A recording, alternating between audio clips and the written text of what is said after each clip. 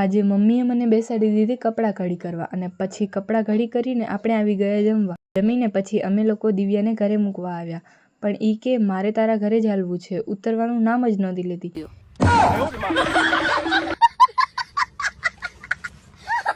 પછી એના દાદીએ થોડી સમજાવી એટલે માની ગઈ. એટલે પછી દીવને બાય કહીને ફૂલ લઈને હજી તો હું ઘરે પહોંચી જતી એટલામાં તો જેનું મારી પાસેથી ફૂલ લઈ ગઈ. પછી મારી બેન કે મને ચોટલી બાંધી દે, એટલે એને ચોટલી બંધાવી અને પછી આપણે નીકળી ગયા ભચાઉ જવા માટે. દુકાને આવીને હું બેસી ગઈ કામ કરવા અને સાંજે બારે આવીને જોયું તો છાંટા આવતા હતા. અને પછી આપણે નીકળી ગયા બજારમાં જવા માટે અને આપણે ખાઈ લીધી પાણીપુરી.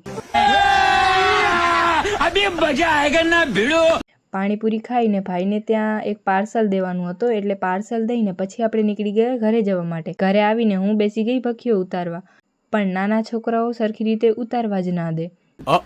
તો બસ આજ માટે આટલું જ. વિડીયો ગમ્યો હોય તો લાઈક, શેર ને સબસ્ક્રાઈબ કરવાનું ના ભૂલતા.